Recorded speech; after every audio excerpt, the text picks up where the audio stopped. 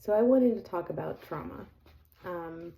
In this video, I'm going to talk a little bit about how the brain works, how trauma affects the brain and in our minds, and everything that, and the way that society treats people with trauma. And I don't know exactly what I'm going to end up saying because I tend to talk a lot, but this is my first video and I took some notes just so I can keep track of where I am. I wanted to say first and foremost that I recognize that not everyone who has trauma has been through what I've been through. And I haven't been through what other people with trauma have been through. There are varying degrees of trauma. There are varying levels in which people have had trauma. Mine was very extreme and very dark and violent for a very long time. But you don't have to have my level of trauma to have PTSD or CPTSD. Trauma is trauma. The way I always think about it, that was stated to me in therapy one time when I was saying, because for me, my level of trauma is just what it was. It's not like, I don't know, but just because, so there's two people with two different levels of trauma. They're both drowning. One's just drowning, is farther down in the drowning situation than the other one is, but you're both drowning. So it's important to keep that in mind, that there is no winning or losing when it comes to trauma. There is no winning and losing when it comes to symptoms. There's just healing, and unhealing, or not healing. So to start, I wanted to talk about what happens when we're traumatized, when someone is traumatized. And to get into that conversation, you have to understand that there are, when trauma happens in childhood, especially early childhood, there are even more significant impacts on brain development and the way that our minds are. So it rewires your neural pathways, especially when you're in early childhood, because your brain is still developing. Those neural pathways in our brain, where all the little electrical signals and everything are going on, like they're still being formed. They're still being connected after you're born. So when we're traumatized, when we experience something traumatic, when we witness something very traumatic, it shrinks your prefrontal cortex, which is the area of your brain that is responsible for mood and emotion regulation and rational thought. So it shrinks it. So it's not functioning as it should. Repeated exposure to traumas shrinks your hippocampus, and the hippocampus is responsible for differentiating between the past and the present. And this is where you see PTSD and CPTSD come in. So, and I'll explain that a little bit further.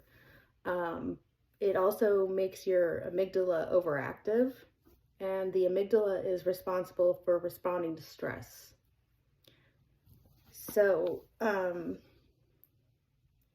essentially, trauma physically changes your brain. It causes your higher order processes like decision making and emotion regulation and all that. It causes them to become under functioning, while processes geared towards defense and self-protection become overactive. And this is a physical thing that happens. This isn't by choice. These changes, so these changes don't reverse or go away. And that's really important that people understand, is that you can't just forget, you can't just move on. These things have physically altered your brain and the way your mind works. So like you just can't. It would be great if you could. I'm sure all of us that struggle with this stuff wish that it could just go away, but it's just, and you can't do that. Trauma gets stored in our brain, in our mind, with repressed memories. That is when your mind, your brain, whatever, I'm of the opinion that our brain's like a computer that holds our mind. But what was I saying? So with repression, it happens when something is so traumatic that experiencing it would make you go insane, break, it would just make you fall apart. So instead of that happening, your brain's like, no, we can't handle this, and pushes the memory down. And it is a real thing. I know that there's a foundation out there that's trying to say otherwise.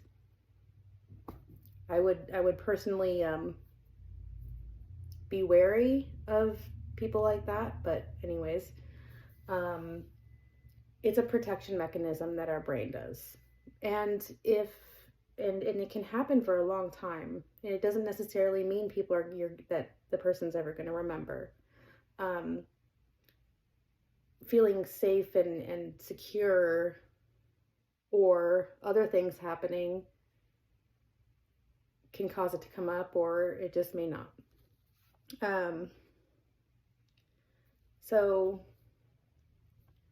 now that I've explained that it does physically alter your brain, it does physically alter the way you're going to be responding to things. It alters your entire life. Honestly, it makes you have to live life in a way that you should have never had to live.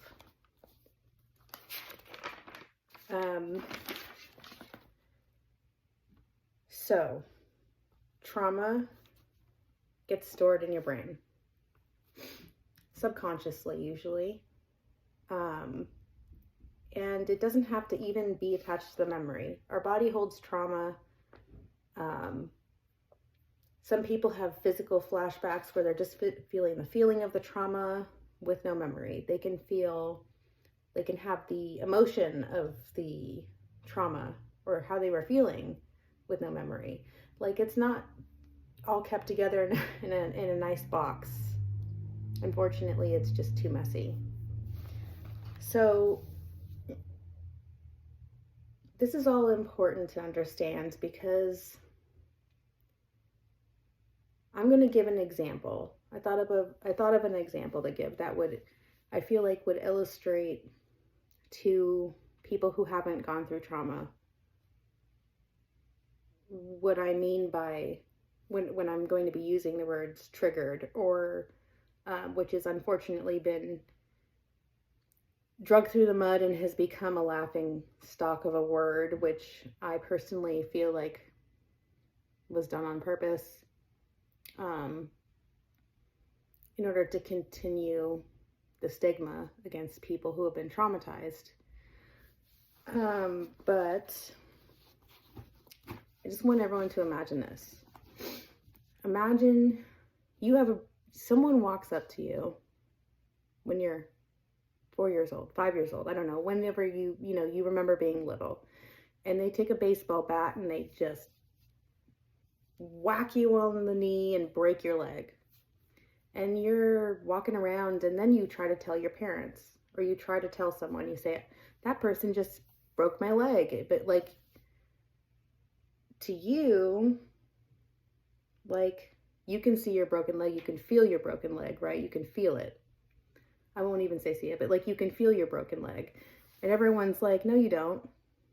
You don't have a broken leg. And it's like, but I do have a broken leg. They're like, no, you don't. that didn't happen. And it's like, but that person literally did that. They broke my leg and it hurts. Like, it really hurts. Like, I'm in pain. And they're like, no, it didn't. You're just being dramatic. Stop being crazy. And then, so you don't get medical treatment. That person never gets in trouble. You're walking around with a broken leg. And it's like year after year after year. And you're trying to tell people, I have a broken leg. Can you help me? I have a broken leg. Can like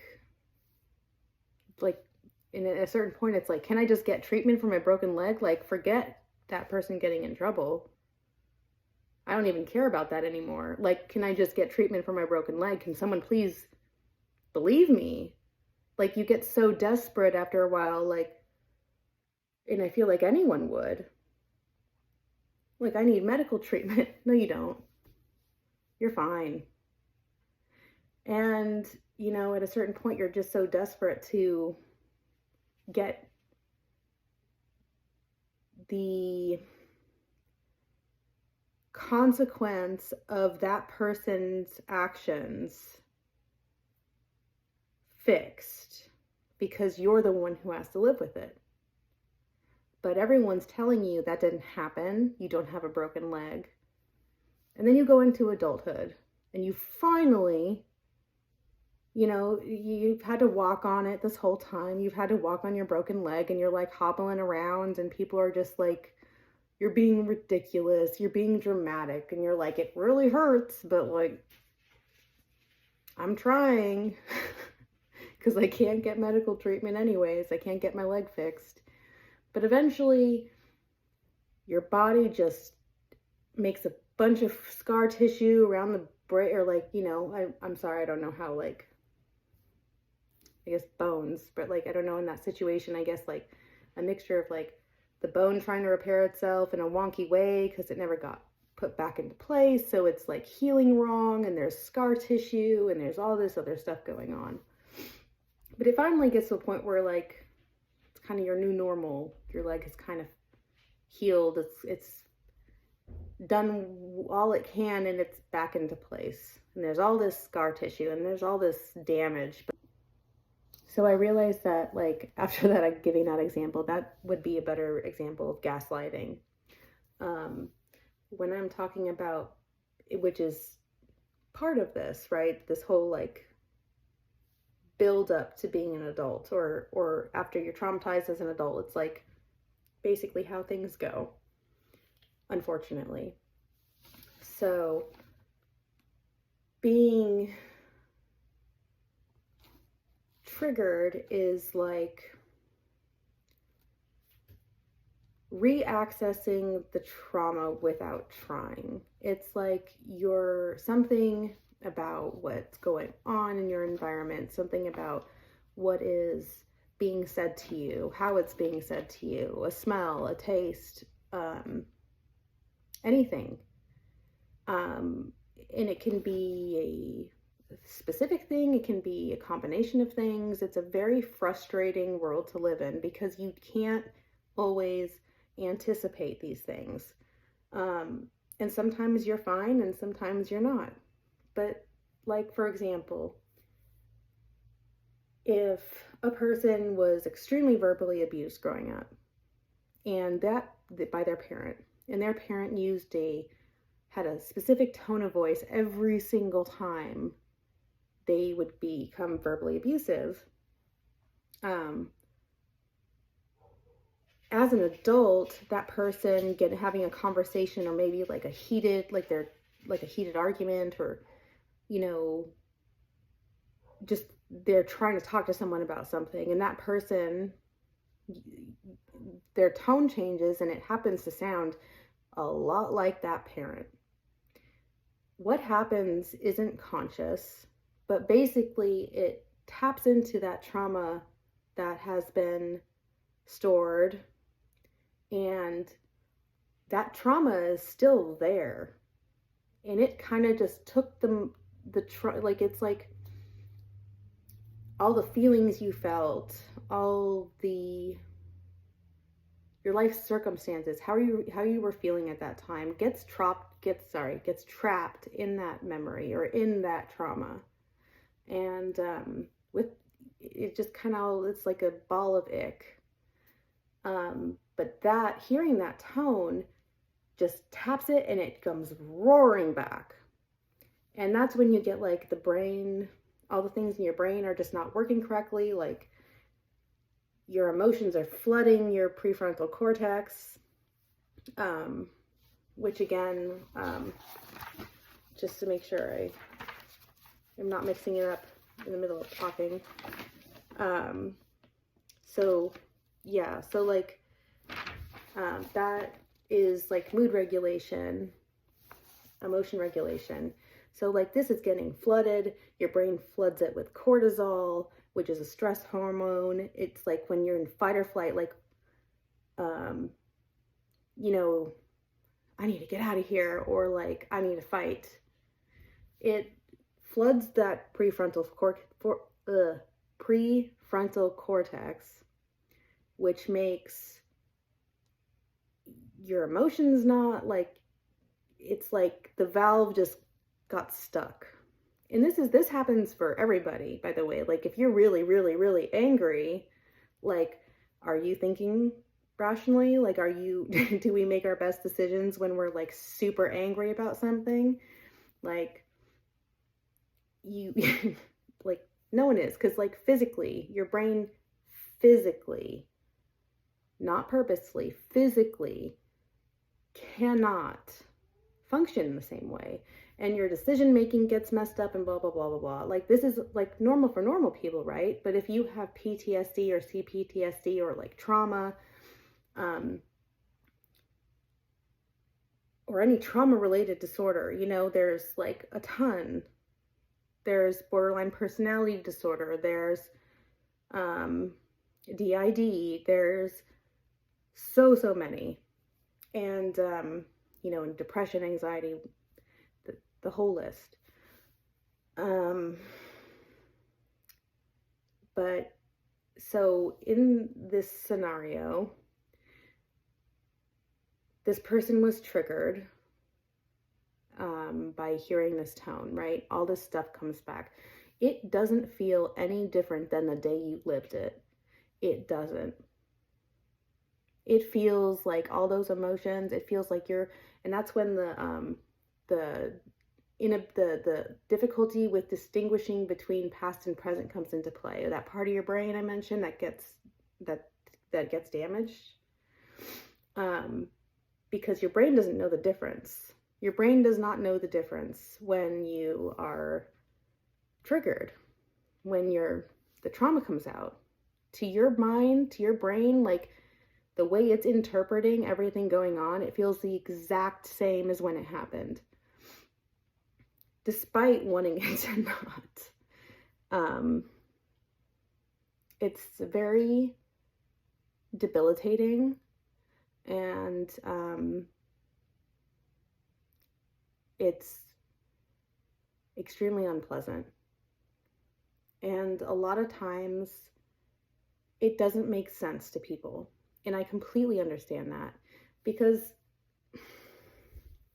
you can't, you know, just know what's going on in someone's head or in a survivor's head or, you know, whatever, when they're reacting. But like, there's something that is causing that reaction. And it doesn't have to be some massive trauma. Like, I think everyone's got trauma on this planet. Like, we're all, there's a lot of stuff, but specifically, that's a whole other conversation though. But it's very, very difficult because people are traumatized, and then they're just trying to go through life handling this. And if there's already a huge stigma about people who have been sexually abused, physically abused, verbally abused, it's this really weird place to be in, where you're watching all these people say they care so much about trauma, they care so much about abuse victims, But then a lot of these same people, at least in my life, and I've heard it from other people too, when push comes to shove, they actually don't want to hear about it.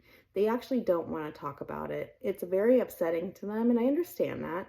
But like, you can't, it's just, it's, it's more damaging to us, like to survivors, to people who have gone through it, because people who have been traumatized already have inconsistencies in like a lot of things. Usually there's a lot of people who are dismissive, who say they care. We don't know who to trust. We don't know how to trust, because a lot of times with abuse, like it shatters your trust, especially when you're a child. You know, adults are supposed to be the good guys, but they're often not. So it's I lost my train of thought. So, you know, what we don't need is more inconsistencies. We don't need the back and forth. So, anyways, so when triggers happen, that's what happens. And it brings something back. You feel it like the day it happened. And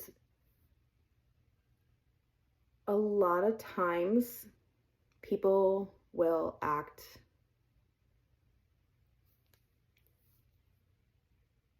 you know, not so great when they're having a reaction. It doesn't make sense to the other person. It's startling. People don't understand why you're having that reaction. And a lot of people I know feel like they're kind of on the inside, like, what the hell am I doing? Like, why am I so, like, it's just like, you know I could like spit venom when I was angry. I felt when I got angry, I was so angry, I could just, like, I felt almost like it was possible, because like the anger itself was just so intense. And that started when I was 10, and everything just, there was just like all this at once, and it just came to a head, and I started being very, very angry and very reactive. And it didn't help that like I was still stuck in the same house as the people who abused me, like still stuck going to my dad's house, still stuck around my mom. And so it just was like this impossible situation, and it's an impossible situation for many people, is what I'm trying to say. So when you are talking to survivors, you have to understand how many people there are out there who want to trigger us. You have to understand how many people out there are truly predators. Like they act like it, like the dark triad, like psychopathy. I may be getting this wrong. Narcissistic personality disorder and antisocial personality disorder. Very like, I'm not even going to get into like, I'm not about to argue with anyone who has ASPD and like, whatever. But people with that type of behavior, that type of like personality, where they like to cause other people pain, there are a lot of them. And I had to deal with people like that my whole life, from strangers and from people I knew. And it's kind of it's really wild how accepted it is in our world. It's really accepted. Like, I don't know, like, when you see it online, you see it everywhere. It's like commonly accepted. And then people just tell you to get over it. But we, as survivors, have to deal with that a lot. And we also have to deal with people who are still in these types of groups and programs, and still these people like who hurt us, like it doesn't just go away when the people die or they retire. They just pass it on. This has been going on a very, very long time. So we still have to be on the lookout. We still have to be aware that online these groups still exist. And people like that still exist who get joy out of trying to trigger reactions in people. And that's the first thing I wanted to say about it, is some of this stuff is like very clearly purposeful. People say really shitty things to survivors trying to speak out in order to get a reaction. That's called reactionary abuse. It's still abuse. So we're still being abused trying to speak on this stuff. This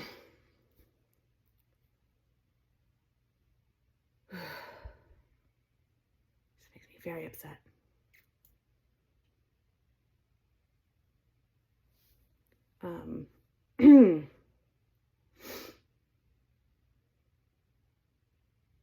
It's disgusting.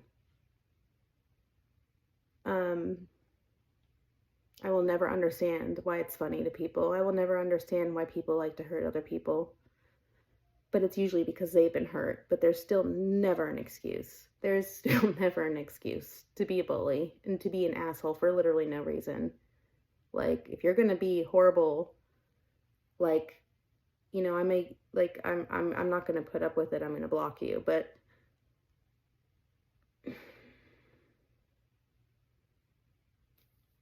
not everyone is at that point, because it's hard. You're put, like, people are put into a position of, like, you want to, like, it's a natural reaction to want to defend yourself when someone is saying horrible things to you, right? It's a normal reaction that is natural, in fact, I would say. But it takes a long time of practice to be like, I don't really give a shit because you're an awful person. I wouldn't want to talk to you in real life. Why would I want to talk to you online? Block. But it's still like it takes a lot to get to that point, especially when you're used to being called crazy your entire life or however long it's been. And like, one of the mistakes people made with me is they called me crazy too much. Now I'm like, but that all kind of brings me back to another point I wanted to make, is why people wait so long to talk. Why people wait so long to come out and speak about this stuff, or about being abused in general or anything. One of the reasons, besides the ridiculousness of the whole "why didn't you call the cops" argument, which is a whole nother thing, is that unless you are, okay, I'm just going to use myself for this example.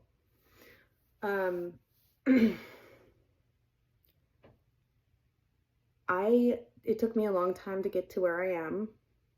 It took me a long time to accept my anger, look it in the face, and learn its name, so to speak. And instead of constantly fighting against it and fighting, you know, and that can be a whole another 5-part series of a video.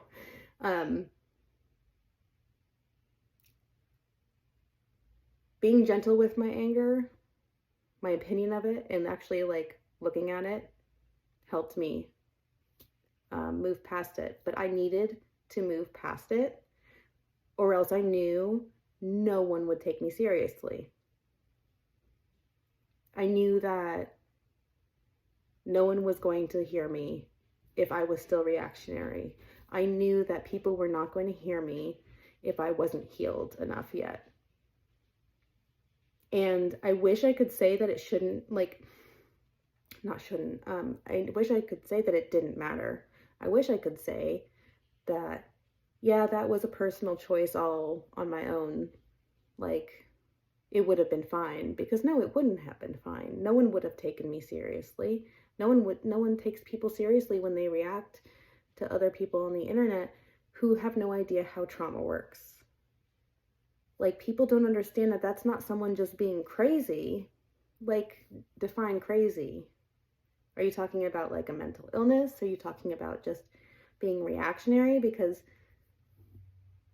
once you start to learn how trauma works and how trauma makes people respond, like I said in the beginning, that when triggered or with like the damage to the brain, it puts you in a state of like, you're always like, you're more on the defense than you are on the like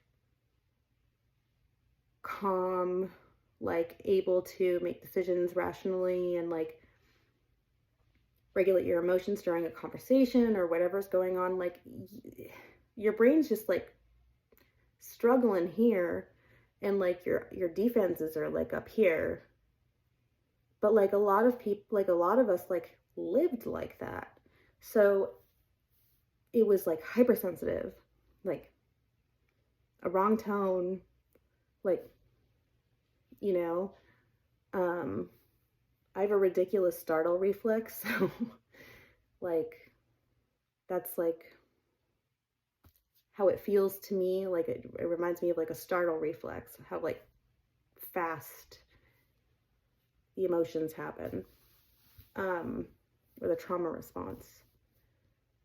So anyways, I knew that I needed to do the work I needed to do to get to the point where I'm at, where I could start talking about this stuff.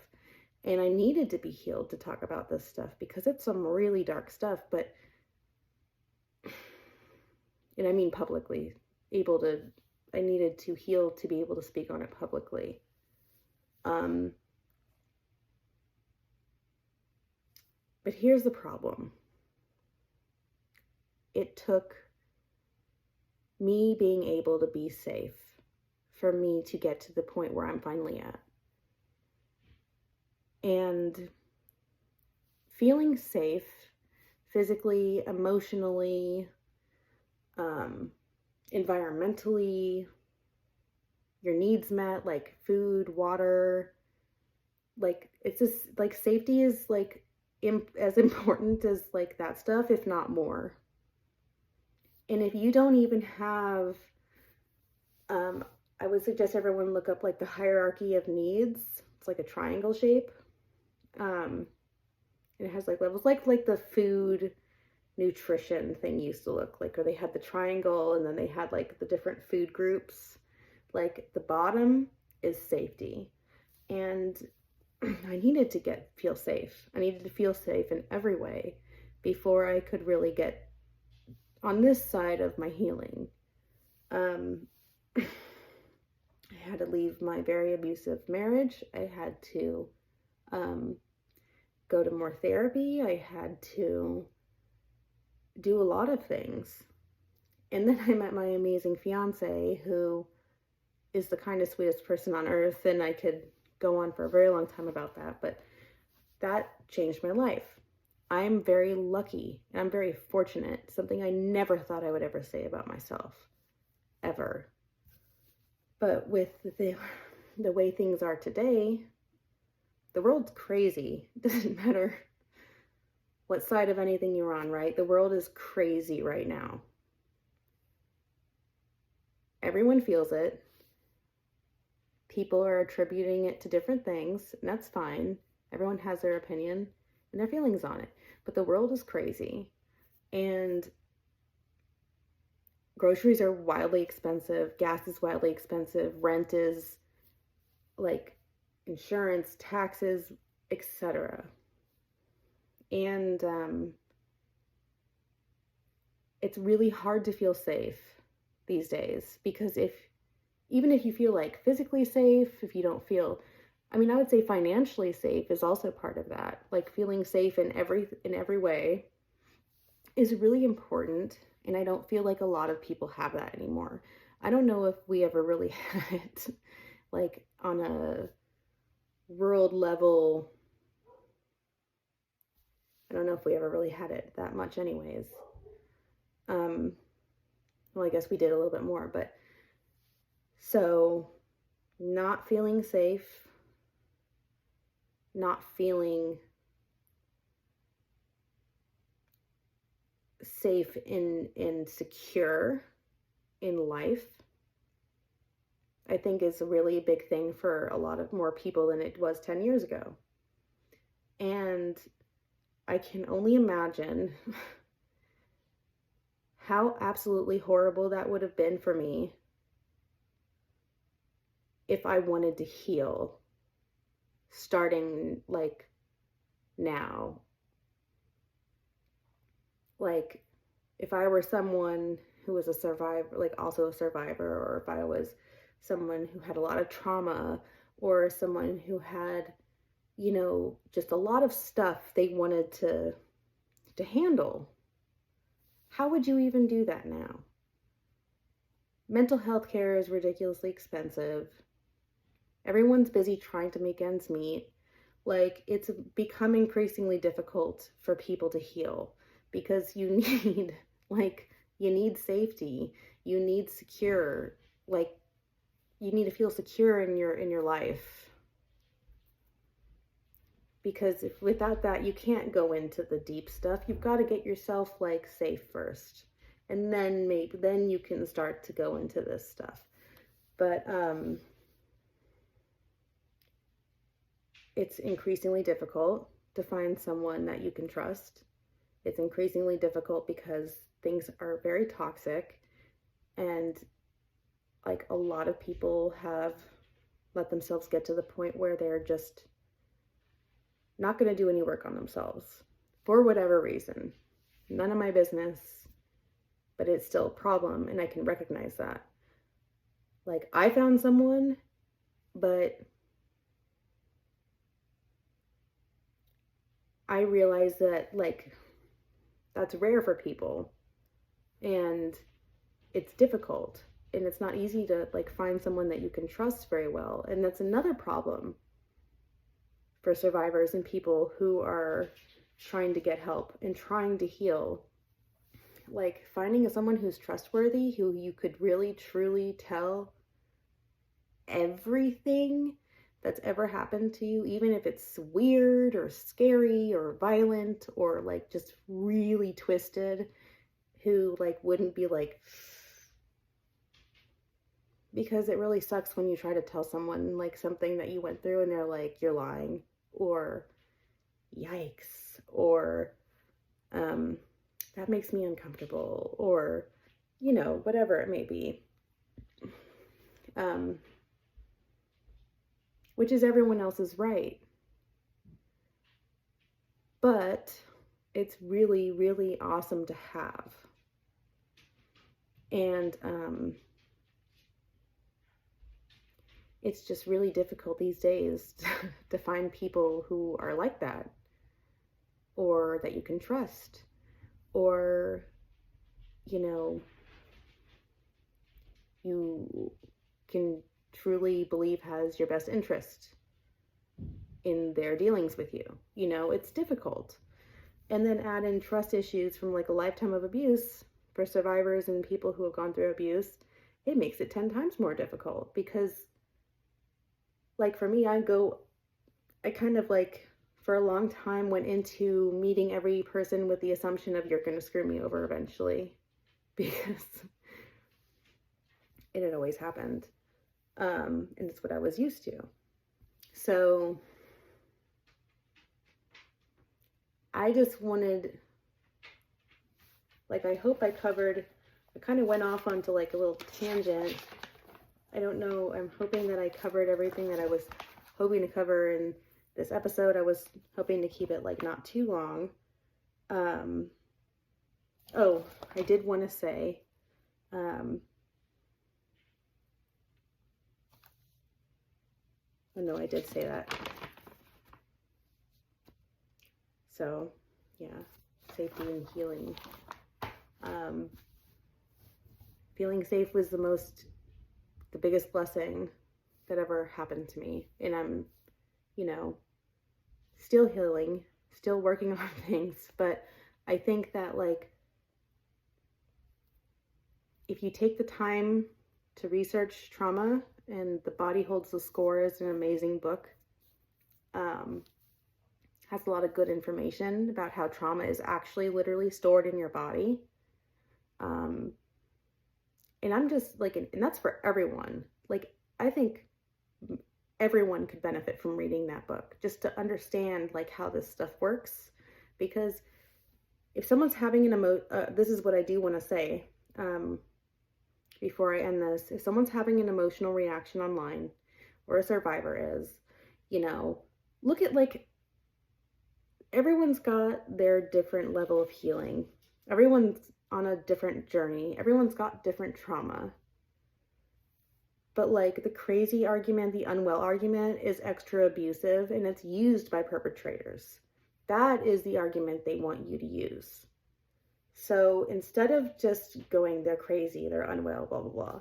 No, probably not. They're probably just like super having a trauma reaction because they're so used to being dismissed and denied. And it's infuriating. And it sucks. And like, society has really, really treated us poorly. And like, the crazy thing is just... it's old. And it's not going to work anymore. Like, I'm immune to the like, you can call me crazy, you can call me unwell. I know myself. I know I'm not. Like, I was able to get on the other side of all that. I am able to, like, I am doing amazing. And I continue to do it. And it's possible for everyone. But there are so many roadblocks, and so many crappy people out there that it makes it even more impossible than it should even be close to. And I recognize that. I'm not pressuring anyone to, and I hope no one who watches this feels bad about themselves, and like they haven't healed enough, or they haven't done the work. Like, how can you? With the resources there are, and the denial that there is about these programs, like, how could you? It's really, I strongly suggest still trying. I suggest doing any work you can. But like, people need to realize that these aren't like easy resources, and most therapists and psychiatrists or what have you, like, don't even believe that like sexual ritual abuse and like these like programs like MK Ultra, like, they don't even believe they exist. So how are you supposed to get treatment for them? You have to do a lot of trauma work. You have to learn a lot of trauma work and then apply it. It's just, understand that with the way things are right now, it is very difficult for anyone to get help. It is very difficult to find a good therapist. It is very difficult to find one that you mesh well with. It's very difficult, like, it's very expensive. It is incredibly expensive, and people are barely able to pay their groceries. So before you call someone crazy, maybe we should think about it this way. It is crazy. We are letting abusers and pedophiles and predators and all this A, B, C, and D, abusers, walk around abusing people, causing lifelong consequences for the people that they're abusing, physical consequences in their brain. And then we're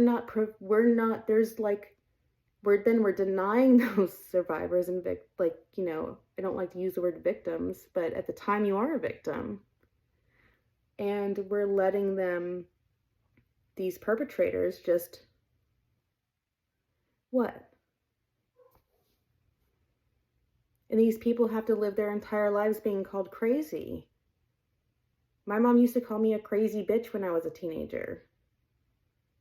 I found out my friend's parents called me Crazy Katie. Like, that hurt on a very deep level when I found that out. It really sucked. So understand that, like, you are seeing what the damage that was caused to someone's literal mind by abuse, by trauma. But they're not the ones that put it there. They're not the ones that made it that way. All we're trying to do, or I can't speak for everyone. All I'm trying to do is bring awareness that this stuff exists.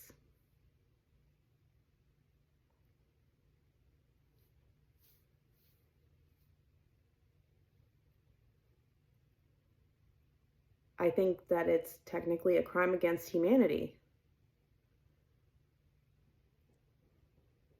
I think this shit's a crime against humanity. It has been an uphill battle my entire life, but it is a crime against humanity. Trying to brainwash and program people with behavior modification is a crime against humanity. This is my first episode, so hopefully with this type of informative thing, so like I hope you guys enjoyed, and I'm sure that I will make another one. I just have to think about what I want to talk about. And if you have any questions, maybe let me know if you want like a Q&A space on X or something like that, or I don't know. But yeah, thank you so much for watching.